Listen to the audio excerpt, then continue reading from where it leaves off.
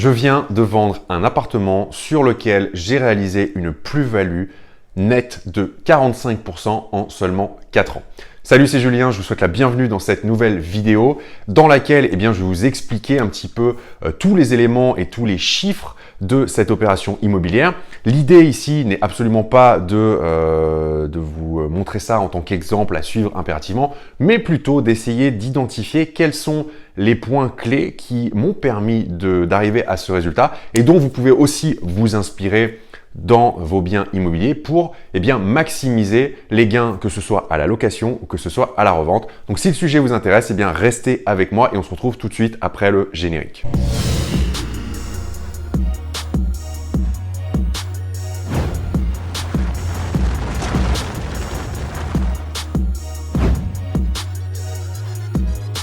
Si vous êtes nouvelle ou nouveau sur cette chaîne, je vous souhaite la bienvenue. Je m'appelle Julien, je suis investisseur depuis 2012 et donc j'aide les personnes qui veulent investir à gagner leur liberté avec l'immobilier. Avant qu'on aille plus loin dans la vidéo, je vous invite à télécharger gratuitement mon livre « Comment vivre de vos loyers sans multiplier les achats immobiliers ». C'est cadeau, il vous suffit de cliquer ici et de me dire à quelle adresse je dois vous l'envoyer. Et j'ai un petit bonus pour vous, si vous restez jusqu'à la fin de la vidéo, je vous expliquerai comment j'ai fait pour ne pas payer d'impôt sur la plus-value sur cette vente immobilière alors qu'il ne s'agit absolument pas de ma résidence principale. Alors tout d'abord, quelle est l'histoire de cet appartement? Eh bien, c'est un appartement que j'ai acheté il y a 4 ans, quasiment jour pour jour. Au moment où je tourne cette vidéo, on est au mois de mai, je l'avais acheté au mois de mai, donc voilà, à 2-3 jours près, on est sur 4 en pile.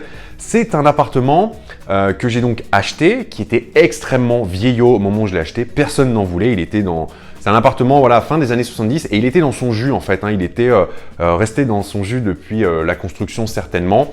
J'avais fait une vidéo d'ailleurs sur le sujet il y a 3 ans de ça maintenant. Je vous remets le lien ici si vous voulez y accéder. Je vous avais montré le avant-après, je vous avais montré les photos de l'appartement au moment de l'achat et puis je vous avais fait une visite.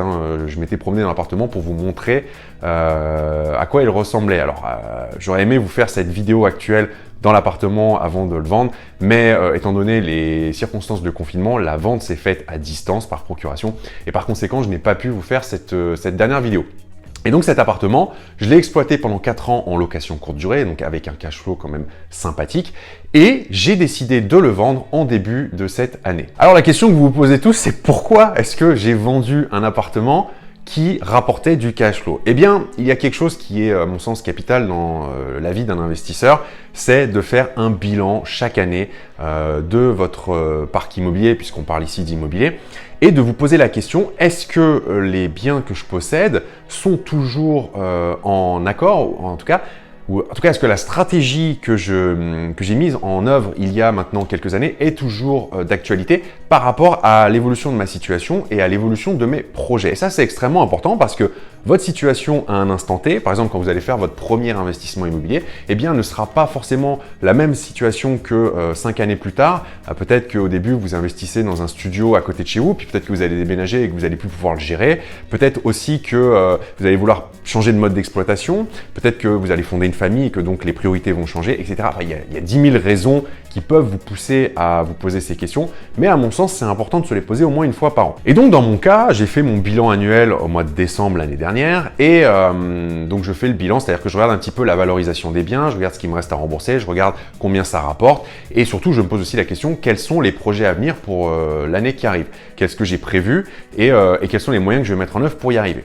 Et en faisant le bilan de mon patrimoine immobilier, je me suis rendu compte que la valorisation de ce bien immobilier sur le marché avait beaucoup augmenté. En fait, le marché immobilier avait bien progressé. Et en fait, la différence entre le prix de vente et le capital restant dû à la banque était équivalent à 10 années de cash flow. Et je vous avoue que quand j'ai fait ce ratio, je me suis dit, ok, là, il y a peut-être quelque chose à faire parce que récupérer 10 années de cash flow en un coup, ça peut mettre un sérieux coup de turbo pour d'autres projets. Et en l'occurrence, comme j'ai un autre projet immobilier à venir, je me suis penché plus sérieusement sur la question. Alors en fait, les choses sont allées extrêmement vite parce que je me suis posé la question, je me suis dit, ok, je vais faire un test et voir à combien ça pourrait partir. Donc ce que j'ai fait, c'est que j'ai mis une petite annonce fictive sur Le Bon Coin, pour ne pas les citer.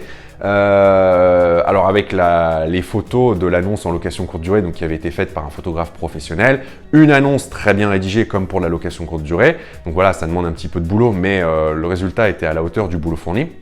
j'ai mis l'appartement à 150 000 euros alors que j'avais fait passer 2 agents immobiliers qui me l'ont estimé, avec leurs honoraires inclus, bien sûr, à 135 000 euros. Ils m'ont dit, voilà, à 135 000 euros, on sera vraiment dans la fourchette haute du marché pour le quartier. Vous ne pourrez pas le vendre plus que ça. Donc, premier conseil, n'écoutez pas forcément ce que vous disent les agents immobiliers. En tout cas, faites-vous votre propre opinion. Donc, j'ai mis cette annonce à 150 000 euros. J'ai été submergé d'appels. J'ai retiré l'annonce au bout de 36 heures, pour être honnête. J'ai été submergé d'appels. J'ai dû filtrer un petit peu parce que, bien évidemment, il y a aussi beaucoup de touristes dans le lot.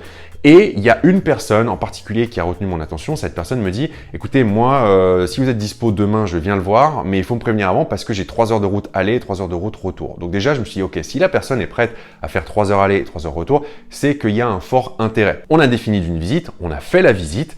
Et en fait, en sortie de visite, eh bien, la personne m'a fait une offre. Alors, elle a négocié un petit peu.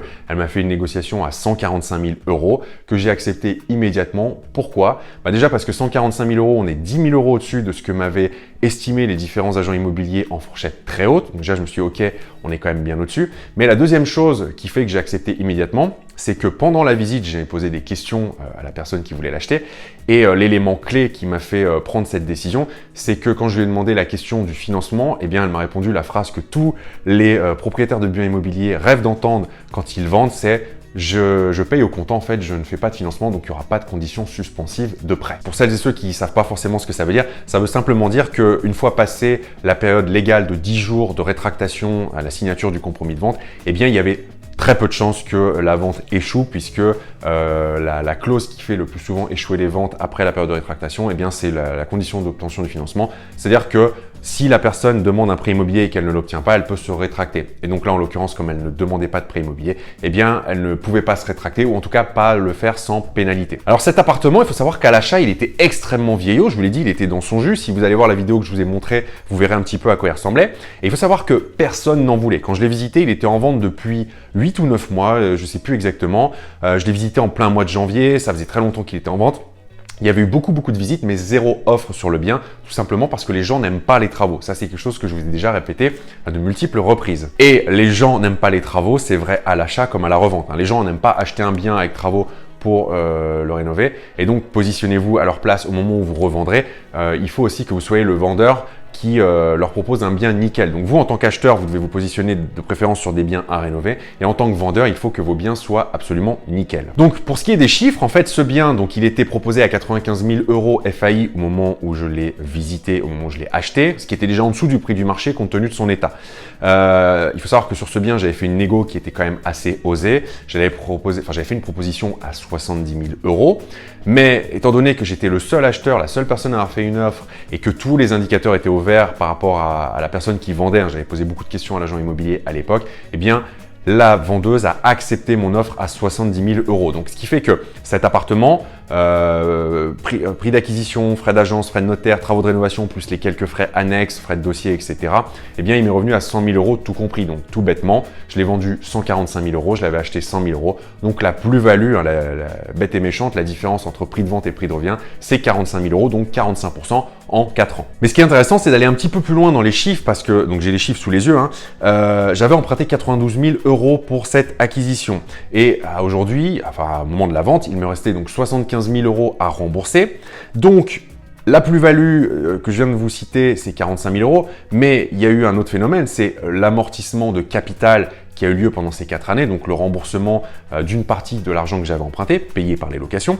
Et donc le delta réel, en fait, il est de 70 000 euros. Alors, sur ce bien, j'avais mis 8 000 euros d'apport, j'avais mis de l'apport. Donc, en fait, ça fait un enrichissement de 62 000 euros. Donc ça, on est vraiment sur la vente du bien. Alors, qu'est-ce qui a permis d'arriver à ce résultat, à ce gain finalement en aussi peu de temps? Eh bien, il y a 2 leviers, bien évidemment. Il y a le levier de l'achat et il y a le levier de la revente. Alors, bien évidemment, le levier le plus puissant, c'est l'achat en dessous du prix du marché. On dit toujours que c'est à l'achat qu'on gagne de l'argent en immobilier. Là, c'est clair et net parce que c'est beaucoup plus difficile de revendre au-dessus du prix du marché que d'acheter en dessous du prix du marché. Donc l'achat en dessous du prix marché, c'est un fondamental. Vous ne pouvez pas y échapper si vous voulez gagner de l'argent et à plus forte raison en relativement peu de temps. Il faut acheter bien en dessous du prix du marché. Là, tous les indicateurs étaient ouverts, donc c'est ce qui m'a permis d'acheter aussi bien en dessous du prix du marché. Ensuite, le deuxième levier après l'achat, eh bien, c'est de faire une rénovation et une rénovation de qualité.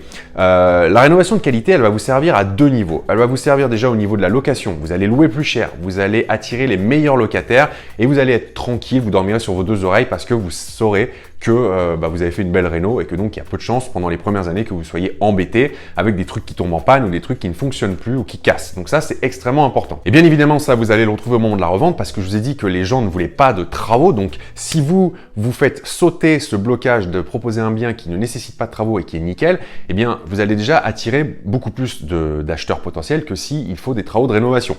Et il faut savoir que généralement, il y a peu de biens qui sont vraiment nickel disponibles sur le marché. Alors en l'occurrence, moi, sur le marché sur lequel j'étais positionné, c'est d'autant plus vrai que c'est un parc immobilier qui est très vieillissant, donc il y a beaucoup de choses vieillottes à rénover, donc c'est impeccable pour faire de l'achat-revente.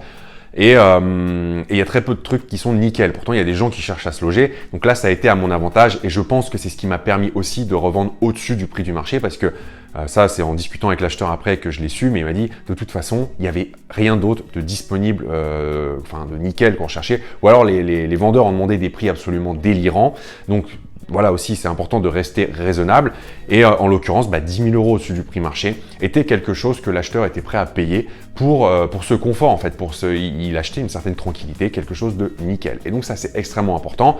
Et j'avais également fait des aménagements dans l'appartement, type prévoir un lave-vaisselle, prévoir un emplacement, j'avais fait arriver l'eau pour le lave-linge. Enfin, il était tout équipé, donc vraiment, ça aussi, c'est de la création de valeur. Et c'est de la création de valeur que j'avais à la location, mais que bien évidemment, on retrouve à la revente. Et si vous voulez voir un autre exemple de rénovation avant-après, eh bien vous pouvez aller voir la vidéo d'un de mes appartements en cliquant ici et vous verrez aussi un autre exemple de création de valeur. Et moi, en tant qu'investisseur aujourd'hui, en tout cas, je ne cherche plus que des biens avec travaux parce que on gagne sur tous les niveaux. Alors, il faut être prêt à se lancer dans les travaux, mais croyez-moi, on le retrouve largement après pendant toute la durée de vie du bien. Alors, je vous avais promis de vous expliquer comment je fais pour ne pas payer d'impôt sur la plus-value sur cette session. Eh bien, je vais maintenant vous le dire. Juste avant, je vais en plus vous faire un cadeau. C'est-à-dire que si les travaux vous font peur aujourd'hui et si vous voulez en savoir plus, en tout cas appréhender les travaux de façon un petit peu plus sereine, eh bien je vais vous offrir l'intervention de mon maître d'œuvre artisan lors de mon dernier séminaire. Il est intervenu pendant 40 minutes, il a parlé des travaux, je vous offre son intervention en vidéo, vous trouverez tous les détails dans la description qui se trouve sous la vidéo. Voilà, c'est ma façon de vous remercier pour être resté jusqu'au bout de cette vidéo. Et donc maintenant, l'histoire de la plus-value, eh bien c'est extrêmement simple. Il y a un texte officiel, c'est pas une magouille, c'est un vrai texte de loi, un texte des impôts, qui dit que quand on vend une résidence secondaire pour la première fois de sa vie et que l'on n'a pas été propriétaire de sa résidence principale dans les 4 années qui précèdent la vente, donc ce qui est mon cas en l'occurrence, eh bien on est exonéré d'impôt sur la plus-value à condition de réemployer l'argent pour l'acquisition d'une résidence principale et on a 2 ans pour le faire. En clair, ça veut dire que j'ai 2 ans pour réutiliser cet argent pour l'achat d'une résidence principale. Vous allez me dire, ok, mais une résidence principale, Julien, c'est un passif. Alors oui et non, ça dépend ce qu'on en fait. Déjà, il ne faut pas non plus toujours raisonner en tant qu'actif passif, parce que posséder sa résidence principale, c'est quand même quelque chose de plutôt sympa. Mais vous pouvez joindre l'utile à l'agréable et acheter une résidence principale en la pensant comme un investissement type achat-revente, avec un bien qui est complètement à rénover, faire une belle rénovation, vivre dedans le temps nécessaire parce que c'est votre résidence principale et la revendre dans quelques années. Et si vous faites correctement les choses, eh bien vous empocherez une seconde plus-value. Et comme la résidence principale est exonérée d'impôt sur la plus-value, eh bien ça peut permettre une deuxième exonération d'impôt sur la plus-value. Donc voici l'astuce fiscale pour être exonéré d'impôt sur la plus-value sur une résidence secondaire. C'est ce que je voulais partager avec vous aujourd'hui dans cette vidéo. Donc voilà, je voulais surtout vous donner quelques idées, quelques pistes de réflexion.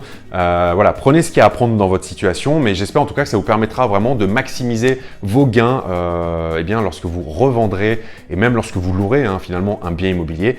Ayez toujours la revente en ligne de mire, même si vous ne prévoyez pas de revendre au moment de l'achat, croyez-moi, les choses peuvent évoluer et même si vous ne vous revendez réellement pas, vous le retrouverez toujours dans la location. J'espère que vous avez apprécié cette vidéo. Si c'est le cas, n'hésitez pas à cliquer sur le pouce et à cliquer sur le bouton s'abonner. Comme ça, vous serez prévenu dès que je publierai une nouvelle vidéo sur l'investissement immobilier.